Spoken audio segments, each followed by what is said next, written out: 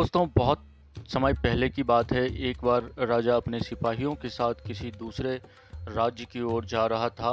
रास्ते में घने जंगल के कारण राजा और उनके सिपाही अपना मार्ग भटक गए और कुछ दिन जंगलों में भटकने के बाद राजा और उनके सिपाही एक गांव पहुंच गए। सिपाहियों का खाना खत्म हो जा गया था।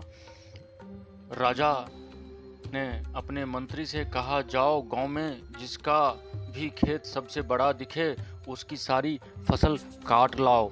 मंत्री ऐसा ही करता है और राजा का आदेश पाकर मंत्री गांव की ओर निकल जाता है। खेतों के आसपास मंत्री को कोई नहीं दिखता। इधर उधर भटकने के बाद एक किसान मंत्री को दिखता है। मंत्री उस किसान से पूछता है, यहाँ का सबसे बड़ा खेत कौन सा है? किसान उनको एक खेत की ओर ले जाता है। थोड़ी आगे चलने के बाद किसान उनको बताता है, यह खेत हमारे गांव का सबसे बड़ा क्षेत्र है। मंत्री ने पूछा, गांव के लोग क्यों नहीं दिखाई देते हैं? किसान बोलता है, पास में ही हमारे कुल देवता का एक मंदिर है जहां प्रतिवर्ष पूजा होती है। सारा गांव वहीं गया है, मैं भी वहीं जा रहा था।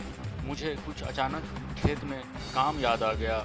मंत्री अपने सिपाहियों के साथ खेत की फसल काटने लगते हैं। यह देखकर किसान मंत्री से बोलता है, आखिर आप लोग क्या कर रहे हो? सिपाही बोलता है, हमको सबसे बड़े खेत का फसल काटने का आदेश मिला है। किसान बोलता है, मुझे क्षमा कीजिए, मुझसे गलती हो गई। इससे भी बड़ा खेत है, मैं भूल गया था।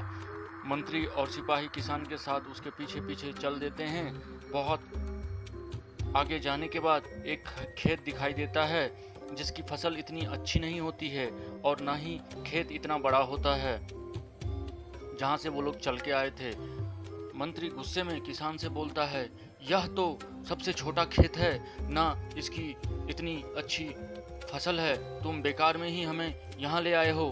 किसान बोलता है, मालिक रहम कीजिए, बड़ी मेहनत से फसल उगती है, अगर आप ऐसे ही फसल काट लेंगे तो खेत का मालिक और उसके बच्चे क्या खाएंगे? कितने दिनों के इंतजार के बाद फसल काटने का मौका मिलता है। मंत्री गुस्से में बोलता है, क्या तुम जिस खेत पर लाए हो उस किसान के बच्चे और उस किसान को दिक्कत नहीं होगी? किसान बड़ी विनम्रता से कहता है, मालिक, अगर उस किसान को कोई दिक्कत होती तो वह आपको अपने खेत पे क्यों लेकर आता? मंत्री, क्या यह खेत तुम्हारा है?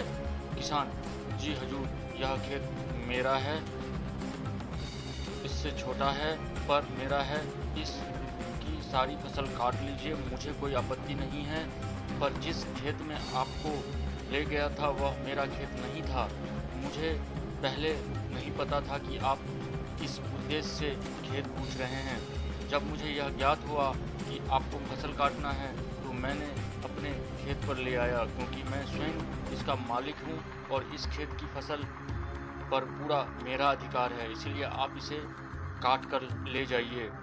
मंत्री किसान की बात सुनकर बड़ा प्रसन्न हुआ और वह अपने सिपाहियों को लेकर वापस राजा के पास चला आता है और राजा को सारा किस्सा सुनाता है। राजा ने उस किसान को अपने पास बुलाया और उसकी पीठ थपथपाई। राजा ने उसे खुश होकर इनाम में सोने के सिक्के से भरी एक थैली दी और किसान की फसल की उचित दाम दिया। इस प्रकार से किसान की ईमानदारी और चतुराई के चलते किसान को अपनी फसल की का अच्छा दाम मिल गया और उसको इनाम में सोने का सिक्के भी मिल गए। शिक्षा, इस कहानी से हमको यह शिक्षा मिलती है कि हमें अपने स्वार्थ को दूर रखकर दूसरों के बारे में सोचना चाहिए। अगर वह किसान चाहता तो उस खेत की फसल को काटने देता, पर उसने उस किसान के बारे में सोचा और वह मंत्री को अपने खेत पे ले गया, जिसकी वजह से उसका फसल का दाम और इनाम दोनों मिला।